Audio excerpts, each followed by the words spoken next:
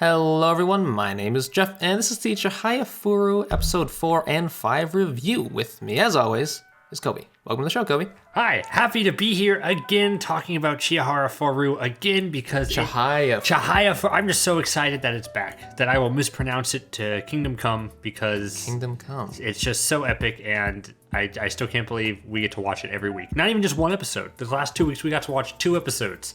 And you were worried about that. But apparently there's a reason why. A perfectly good reason why. Perfectly good reason. I got the hot take. I got a scoop guy he's a seedy man down by the docks by the name of Jake Hansen, who runs Anime Dumpster Dive, and he has the hot scoop that it was just we're getting double episodes because it started a little late in the season because it was delayed for various reasons, but it's not any cause for concern, and it could still go on to have a very illustrious life. So he says. He could be lying to my face. He's a seedy guy by the docks. He does. I don't trust anybody by the docks. Named Jake Hansen over at Anime Dumpster Dive. Exactly. Well, whether or not it's doing shittily or not, I'm enjoying these 2 episodes. The season's great so far. No complaints at all. I think so too. I think it's actually better. Like, I would prefer if they dropped 2 episodes at a time, because the way that these 2 episodes are structured and the way that last week's episodes are structured, you really need to see both episodes to get like their complete sense. Mm-hmm. I would say, like, I could not imagine waiting between last week and or like from 1 week to the other between these 2 episodes, because the first episode in this new batch is super good and super intense, and it ends on such a cliffhanger that you need to know what happens. So it's like I would have hated to have waited a week to find the resolution. Yeah, the 2 episodes of the 2 weeks were package deals for sure. They both pretty much encompassed like a single big match and then like kind of a minor match, I think. Mm-hmm. At least that's what happened in this 2 episodes. I already forgot what happened last week, to be honest with you. But I just know that the tournament started last week, and this is basically, we're nearing the end of the tournament. Mm-hmm. And I appreciate the 2 episodes as well, especially because this first episode, which mostly has the big matches, most of that concludes in the next one, mm-hmm. and then it sets up the next one. And I have to say that the pacing of the show so far is like pretty good. It's pretty hype. It's like it's not dragging its feet, but it's not going too fast either. Mm-hmm. And again, I've complimented the show so many times before already, but I'm just gonna say it again because in this first episode in particular, there are so many. Well, there's in particular 4 big matches going on, all involving characters that we all know and love. Like, Chihaya is in one match, then there's Mashima and Arata, and then Harada is in the 4th match. And so these are all characters we know and love, and all this shit's going on. And they all are having their own individual battles with their own formidable opponents. Different things are going through their minds, and yet each one is still given an appropriate amount of time.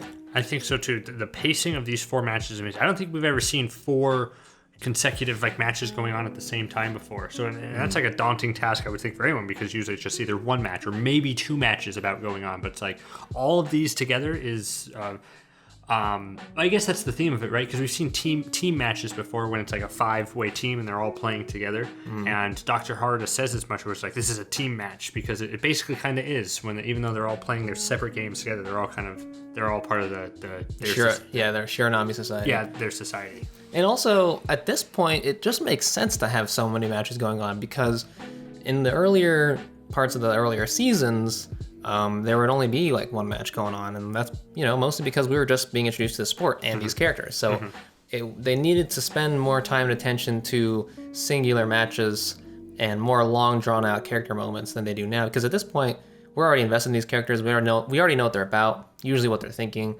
and we know the sport for the most part. And it's just smart to have all this shit going on at the same time at this point of the show, because we're accustomed to it, essentially. And yet, even though we are accustomed to sport, it's still throwing new shit at us. Yes. In particular, I forgot her name. Do you remember her name? The mom. Yes, the karuta mom that looks like a cat. The cat mom. Cat mom, that's her name. Cat mom. She has a unique way of placing her cards, or I guess a better way to put it is a unique way of not placing her cards, because whenever someone, usually when cards are taken from someone's board, they rearrange them, they shift them to the outer edge. But she doesn't do that. She keeps them in the exact same place. And this makes it so that you can't just make a sweeping attack. You have to be direct, which is really interesting. And also, perfectly complements Chihaya's now growing playstyle of trying to get cards directly. It was a direct response to exactly what she needed to do. Like, I think last week when it was introduced that the mom was going to be her opponent, I hypothesized that it's a great opponent for Chihaya because she's at a place where she's wondering if she can play karuta for the rest of her life, if she can actually do something. So playing against a mom who has it all. And then I was surprised that they didn't really focus on that, like, at all. There really wasn't anything connecting that thread. But what they did focus on is exactly that. It is the play style where you have to pinpoint exact cards in order to win, which is something that Chihaya has been working on this last arc, and something that she's learned. So it was a great way for her to test herself to go out there. Yeah, she's been working on it for like pretty much most of season 2, I would say. Yeah. I think pretty much ever since she met the queen, Shinobu. Yeah, so her first match with her. Yeah, and that was in season 1. And she is basically just now starting to really master it. Everyone is noticing it. Like, she's taking her cards very precisely and quietly, especially those last 2 cards. It was and the way they edited it too was very fitting. It was just like, the way she won was just quick. And it's reflective of the fact that it was just a quiet win, essentially. It was no fanfare, there wasn't an excess amount of passion or emotion. It was just like precise. Boom, she won. Yeah. And that was just perfect. And I think another cool detail was Cat Mom. Her best card was the same best card as Chihaya's card, which is the impassioned card. Yeah. Which is Chihaya. And I thought it was cool because her last name used to be Chihara, which is what you say, which is what you keep saying, which is interesting because I guess it is an actual like Japanese name, Chihara. Yeah.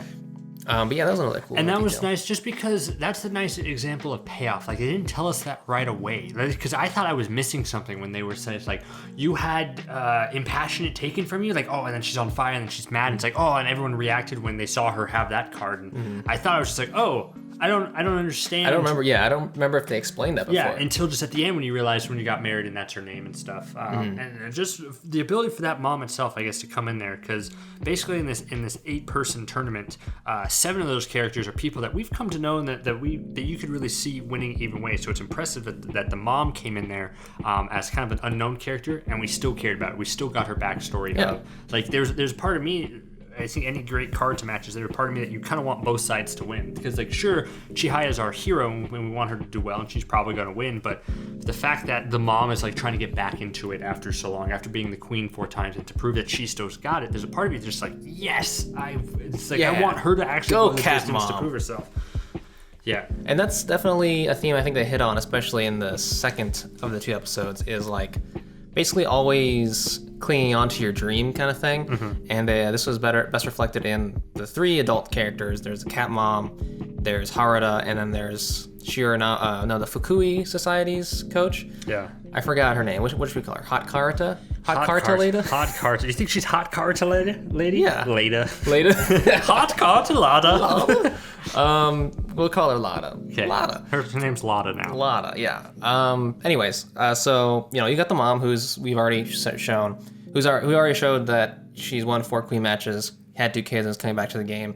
And then Harada is, like, someone who is, like, pissed that, like, not only did he lose, but also that I like to call him the lieutenant of the Shiranami Society, because he's like like the right-hand man, Sugabuchi or something. Yeah, like that. Yeah. That he's kind of pissed at him for, like, forfeiting against Chihaya. Yeah. Because if it were him, he would have, tried it his all. Yeah, exactly. Because he's still desperately, trying to improve himself and face the master one day.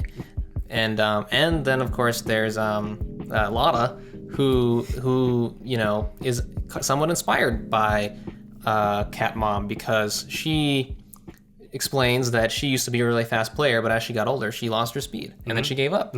But it's like, it's just this is one of the best things about Karuta, and it's something that I think not just is advantageous to this being a sports anime, but it's advantageous to this being an anime in general, because most anime are all set in high school. And, there's a good reason behind that, because most of anime's audience is basically, like, young dudes, right? Yeah. But this anime is great because of the fact that you have characters from all different age levels. Mostly, high school still, but, you had, like, that one girl, and then you have 3 strong adult characters now. and they're all, you get to see them at this late stage in their life where they're still passionate about the game, and you really feel that, especially with the cat mom, because she's busy, she's got a family to raise, and yet she's still going for it, which is awesome. Yeah, and I gotta say that's a great undercurrent to Dr. Harada's character, because he comes across sometimes as kind of silly and like over the top and stuff. And when you see him break down and like his through line just being so passionate about karuta that he wants it to continue, and he wants to prove that he still has what it takes in order to go the distance and to learn and to grow and to do it, is just great. It's just another instance of a side character rising to prominence, even with just like brief interactions, and something the show does just so well. Yeah, and this was also interesting. There was quite an upset in this pair of episodes. Yes. Last week we were speculating who the final matchup was going to be, and I don't even remember who I thought it was going to be. I think it was going to be like Arata versus Taichi or something, but actually Arata loses. Yes. Which is interesting, because we thought he beat the queen, which means he should win every game easily, basically, but no. He loses, and there's a great line. They basically describe karuta in 3 different ways. One, they say karuta is unpredictable, which is shown off by Arata losing. The other one is karuta is so fun. I guess that's the last one. And the second one, karuta is so scary. Yeah. Yes, because of all the scary opponents you face, like Haruta. Yeah. Arata losing was really interesting and unexpected for me. Was it? And then was just the progression of things. Out of those 4 matches, I guess, because was that the one you were? Because that's the one that's easy to overlook. Because that's the one that you would say first of all, like right off the bat, it's like Arata's going to win that one. Like that one I can write off because I know the winner of that's going to be. Everyone else is like it could go either way for all 3 of them. What was your favorite of the 4 matches? Damn, of the 4 matches, I would have to say Taichi's match versus Pseudo. Because first of all, I like Pseudo. It's great to see him playing. I actually don't know if you've seen any of our characters face him since season 1. No, Porky lost him. Oh, okay. Like last time. Right. So he's been kind of in and out of the show, which is awesome. He's one of those great reoccurring quote unquote villains of the show, which is interesting to see. But I think I like that one the most because it always comes down to luck of the draw with Taichi. Yeah. And I just love the way it ended, where he's like, I'm not so optimistic that my card is going to be red again. And it's so perfect because it's like, it's a callback to all the times when he's been in luck for the draw, and where he's sort of like, he basically is relying on his hearing and being like, oh, is it my card or that person's card? But not only that, he's also, hasn't he done that before? Where in one of the team matches in the last season, where he basically psyched out Retro into taking his card or something like that. Into taking his own card and it was a dead card and it was a fault. But so he made his own luck in that situation. His energy was more like, because he knows probably if the next card would have been drawn, it would have been Retro's card and he would have won. So but he gave off the energy. He's like, I'm going for the card, because he was like practicing in front of him. Like he's going to go for it. He's going to do it. He's going to do it. And then that's scared Retro into making the fault there. And then in this one, it's sort of the same idea in the fact that like, he knows that he has shitty luck, so he has to make his own luck. Yeah, and I mean, which is go for it before the card was even read, to go for the opponent's card and bet it all on the fact that that's going to be the card. Exactly, and it turned out to be great for him. So, good on Taichi. What about you? Who's your favorite? That's my favorite match. So just because that ending, I think because I read the manga, and like that's one moment that I remember specifically, which is the fact that it's like my card's never picked, so I'm going for it. That's how I'm going to do things.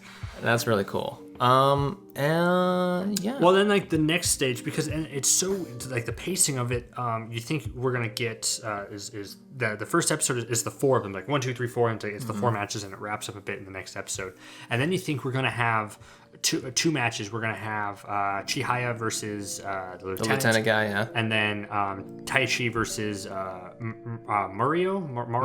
or something. Murao, who's Mario. It's Mario.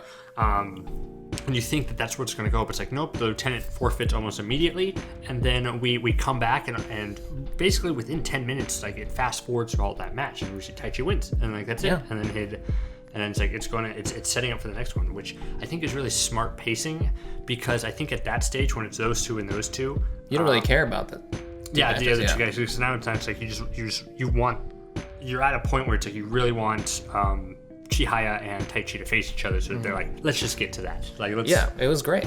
And it's great. I just love in general that Taichi won his match because Muraro is like the only guy who can beat Arata. Like, Yeah, like yeah, he's exactly. beaten him before. So I think I'm surprised they didn't hit on that a little bit more. They kind of got Arata's side where he's angry and like, you know, because like Because he lost to the guy that Taichi beat. yeah, so Yeah. it's just like, oh, does that mean Taichi's like better than me here? And I think that's a great place to be because it's a new dynamic to the character because Taichi has always been a guy who's Underdog. and he's lived in Arata's shadow. He's like, I want to try, but Arata's like this force who can't be beaten. But now I'm in a position, I've made it farther than him. I beat the guy who can beat Arata. What does this mean for this love triangle that we have going on here? Like the power dynamic. Who's the top now? Yeah, exactly. But yeah, that was interesting. I didn't even think about that. That's I guess something that should have hit on. But also, I guess it was kind of like they were hinting that part, or maybe a big reason, at least part of the reason why he won was because Harada, you know, wore him out so much. That's true, which he did, yeah. So, you know, I guess that's probably why they didn't go hit on that too much, because it wasn't really like, they weren't fighting on equal terms. Although at the same time, Taichi was just up against Pseudo in a luck of the draw match. So you'd think that he'd be pretty tired too. Yeah. So I guess it just depends, like how much can Harada really wear someone down versus Pseudo wearing down Taichi is the question. I really do like that aspect of the game of just like as the more you go on, the more tired you get because you're playing multiple matches a day in your mind. It's a real sport. It's like fatiguing and stuff. That's why I really liked and I wish they would have brought it up at least a little bit. Is this because in the first round of the match, Pseudo won against Porky, and then he was just like, I did the best I could. I hope I tired him out just a little bit there. And they touched on the fact that Pseudo was tired, but I wish there was been like one mention of just like, it's been a tough day. Like, that fat guy really pushed me to my limit here. I guess he didn't do much to Pseudo. Yeah. And you know what's weird to me that I think I didn't know that I was feeling? I think I might actually, even though I'm Taichi and Chihaya, I think I want to be together. Like I want them, but it's like there's a part of me that's like might be shipping Hanano and Taichi. Like I didn't think about that, but just like the moment with like when One is just like because she's so focused on Chihaya's match, and she's like, oh, if only there was one of me, and then like pans over to Hanano, and she's no matter all that action, she's focused on Taichi's match, and just like she's there for him. Oh, like wait, what am I doing? Okay, I agree with you. That should be that makes sense because Hanano likes Taichi the way that Taichi likes Chihaya. Yep. So it's kind of like, you know, it's kind of the same dynamic, but like with a different character altogether. And I'm just gonna say this right now. Okay, so if let's say Chihaya and Taichi get together. Okay. Then Arata gets nobody, which I guess is like, you know, okay because he has karuta and he's gonna be the master or whatever. But if Chihaya and Arata get together, then Taichi has options. He's fucking Taichi, dude. Taichi. He's He can do whatever he wants. He can do whatever. And, you know, now that you mention it, why not Hanano?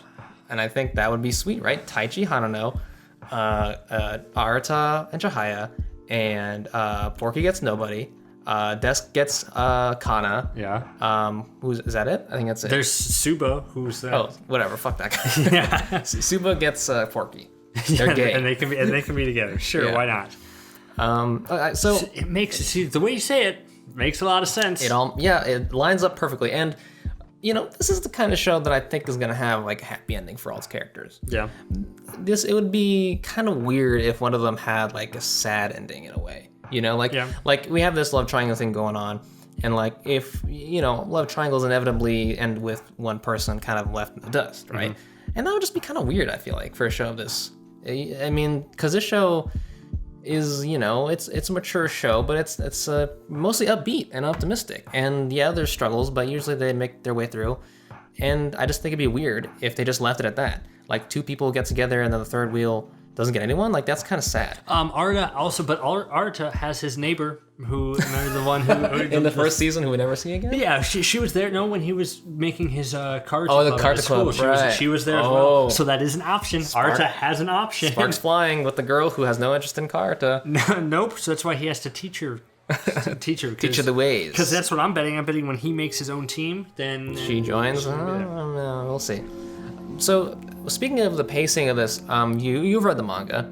Was the pacing like this as well? Did they just kind of brush over this sort of quarterfinal match before they got to Taichi versus Chihaya? I'm going to be completely honest with you.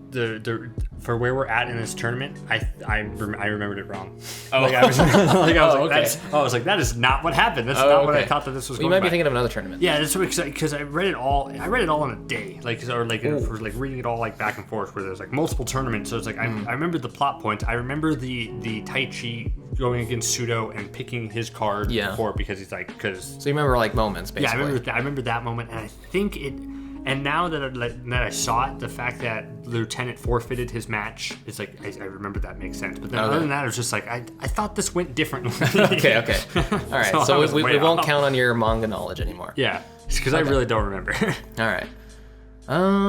I got nothing else. Yeah, that was just we've talked about it kind of like our favorite moments. But I will say I'm sad now that we're back to probably one episode a week next week. Yeah. I think 2 episodes is it's just in today's society. Like even if we get through it faster, it's just in the faster binge watching and the way that this story that it tells its story because its stories aren't episodic like really because they're really like 2 episodes at a time. Just 2 episode chunks for like each one to complete the to resolve the conflicts and stuff, right? Yeah, and to set up the next one. Yeah, I'm a little disappointed, but at the same time, I think for the most part, I'm okay with 1 episode per week. And the reason is, I want to savor the moment that Chihayafuru Season 3 is coming out. Because who knows what's going to happen at the end of this. I don't even know. I'm pretty sure the manga's not done yet. I don't know if the anime wraps up, the whole show. Mm-hmm. But if it's Season 3 and then, there's no Season 4 for another 6 years... We're gonna be fucking old, dude. By the time the next season comes around, so I'm gonna savor this. I think 1 episode is totally fine, and it just gives me something to look forward to every week. I want to whatever helps more people watch it. If it's 1 episode a week, 2 episodes a week, I want to do that one because I don't know if the show is doing well. I hope it is. Me too. But what's weird is when I go on Crunchyroll to watch it, it's not on the front page. The front page of the shows. Mm-hmm. It's one that just aired. I have to search for it, which is sometimes there's a banner. I saw a banner once. It's Chihara for. Hey, it's better than nothing. Yeah, it's better than nothing. So it's I just don't know if it's. I just hope this show's popular. Yeah, I know that no one that I know personally, except for you, really talks about it. So we need to spread the word, everyone. Spread the word. Tell your friends to watch it if you like the show. The 7 people that watch this, you go tell 7 people. Okay. Kobe, you want to sign us off? Sure. You've been watching this on Nerdblaze. Like, comment, subscribe, all that fun stuff. We love Chihayafuru over here. We do a bunch of reviews for it. We did reviews for a bunch of other shows. That's pretty fun. You should check out. And we also have a podcast called Anime Ricochet, where 2 dudes who know nothing about sports talk about sports anime, which we'll get back to any day now. So thank you all very much, and we'll see you next week. See ya.